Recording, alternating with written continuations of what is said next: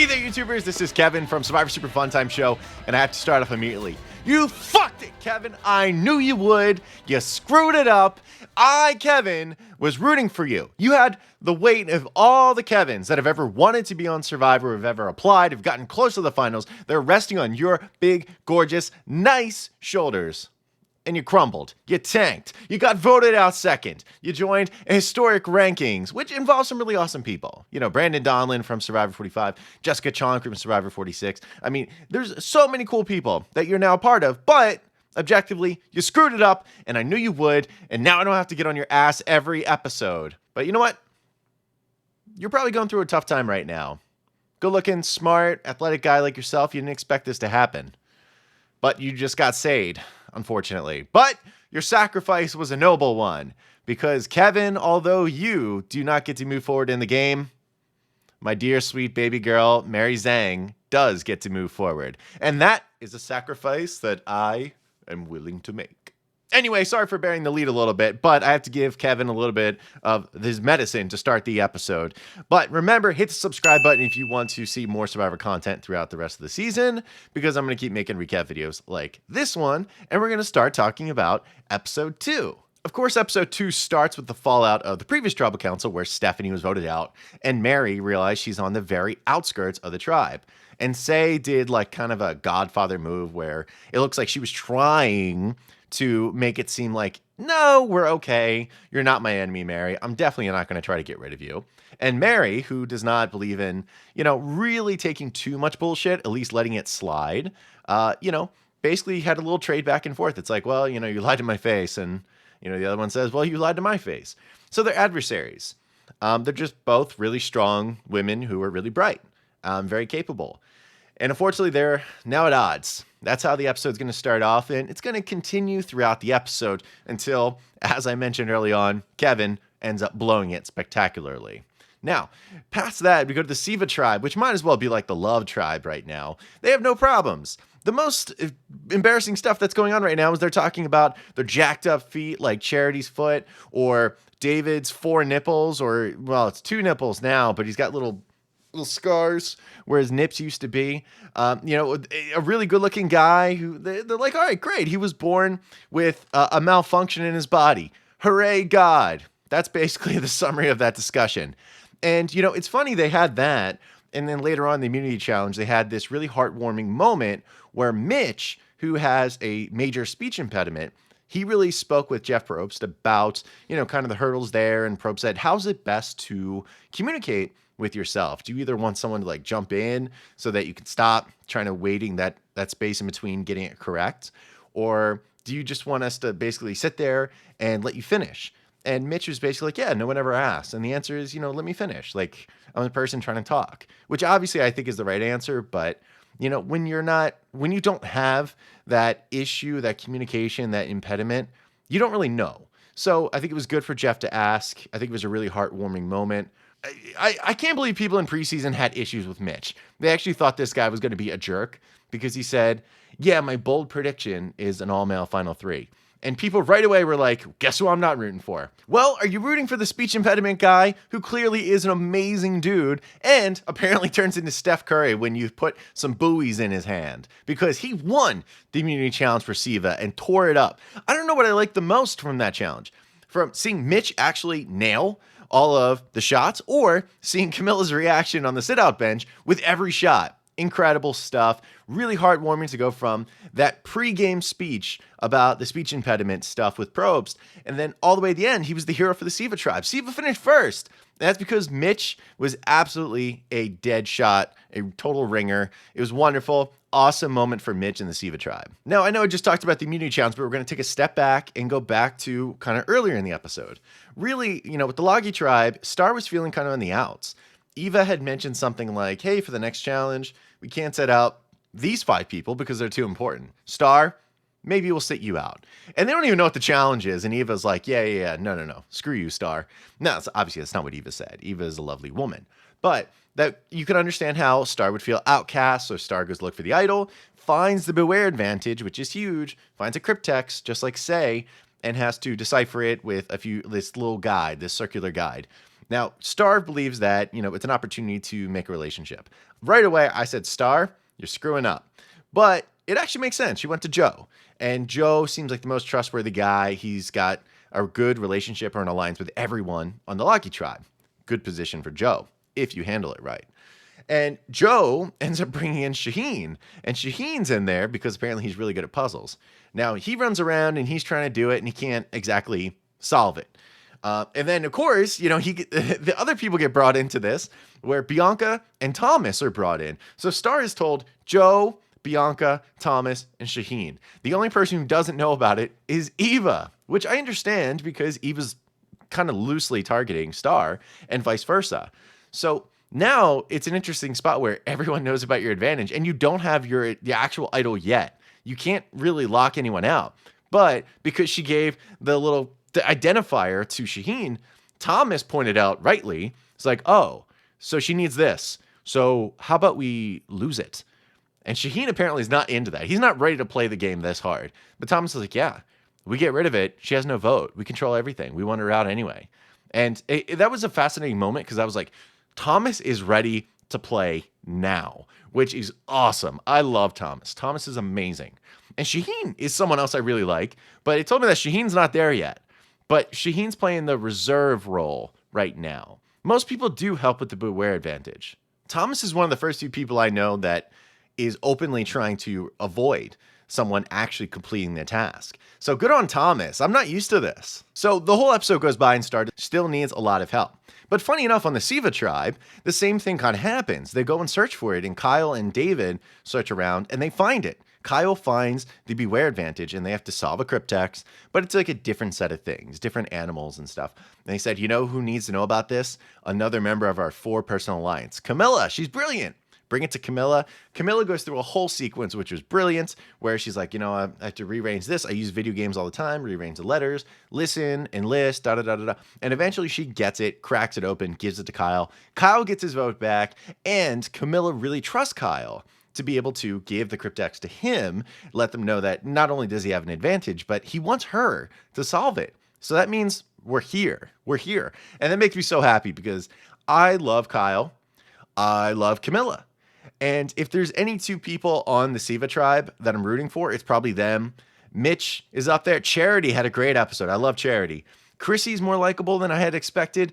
David's more likable than I expect. So I have to give him his flowers. David definitely shows signs of being kind of jockish and a little too into himself. But honestly, the whole Siva tribe, I like. Same thing with Lagi. I like everyone on the Lagi tribe. Unfortunately, I can't say the same for Vula because Vula's had a lot of adversity. So I feel like, the love tribe doesn't exist there, and I have stronger feelings on some of them. Like the fight with Mary and Say, I love Mary, and I thought I would love Mary going into the season.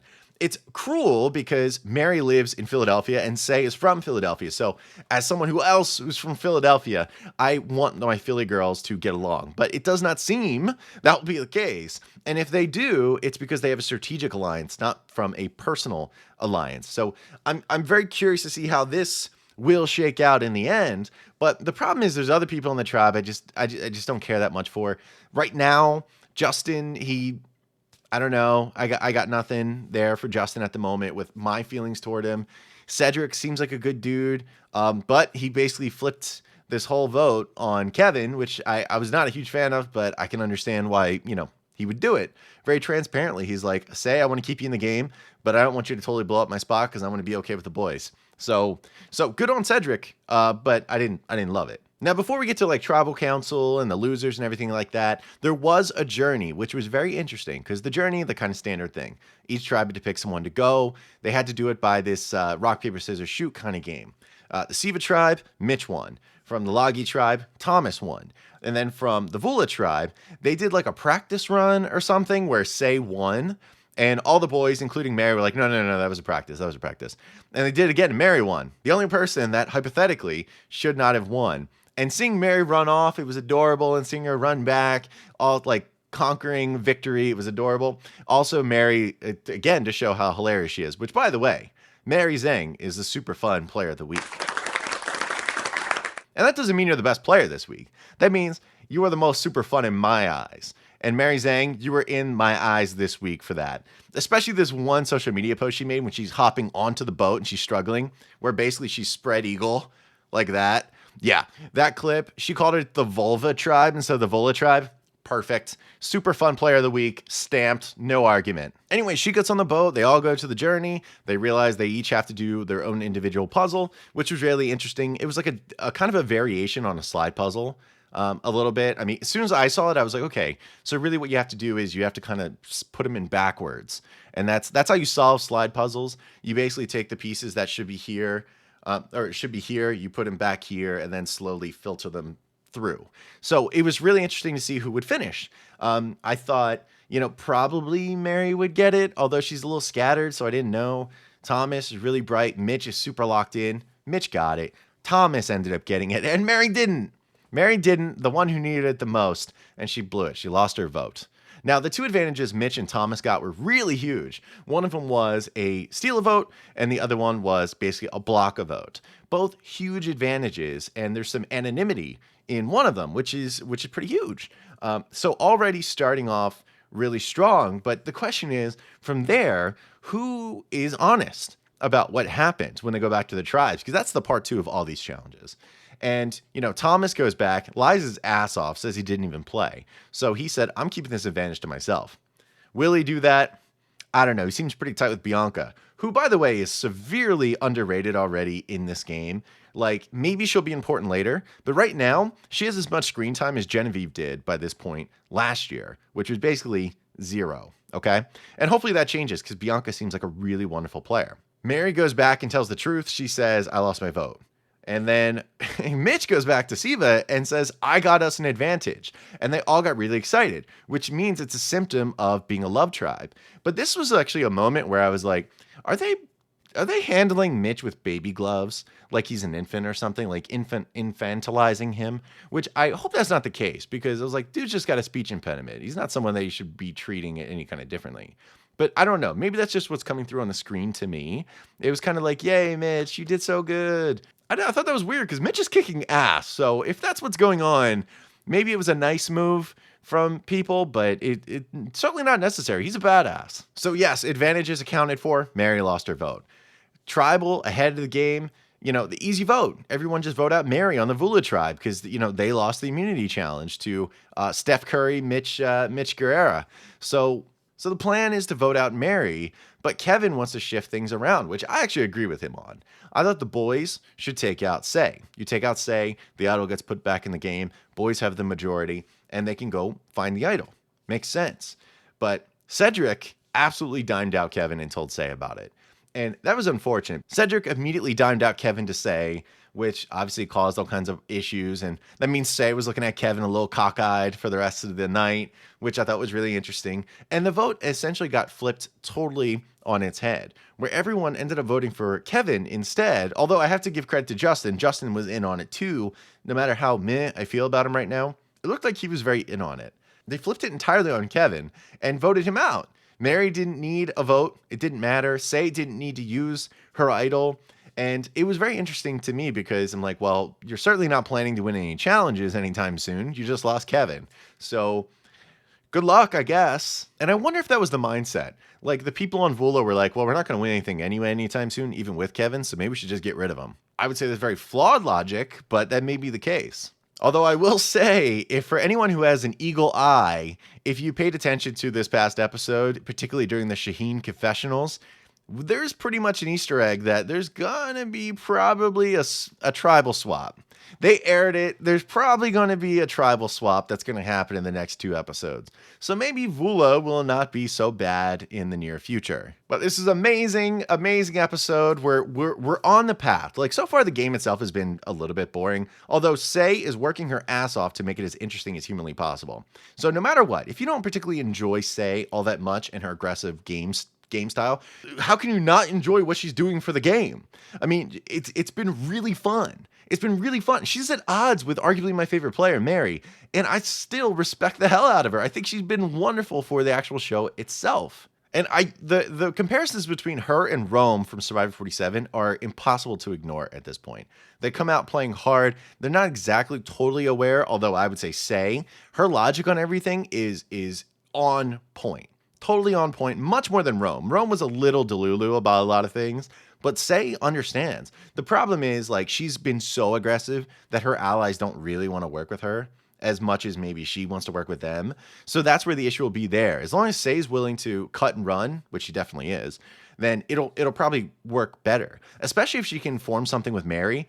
Although based on the previews where Mary is running away from Say while Say is chasing her, I'm not sure if that's going to be the case, because it's really given me basically a recall of last season where you had Rome basically chasing down Saul so that he didn't find an idol. And that's where it's just coming back. I'm like, oh God, it's Saul and Rome all over again with Say chasing Mary. Can't have this. We can't have it. But boy, is it good TV. But that's it for the episode. What did you think of this episode? What do you think of the players so far? Who's your favorite? Because right now, I have a ton of favorites. I love Joe. I love Shaheen. I love Thomas. I love Eva now. Kyle, Kamilla, Mary. Like, it's all over the place. There's so many people I really like in this game. And, obviously it has to develop. We need to see some controversy. With Siva, I probably won't feel the same way once they have a first tribal. With Lagi, same thing. But it looks like Vula's on the road to being decimated, though. So hopefully Jeffy Probst can come in here, swoop in with a little tribe swap, and make sure that they don't become the next Yanu or Lulu. That would be great. But that's going to do it for the episode. Otherwise, hope you have an amazing day, everybody. You take care, and goodbye.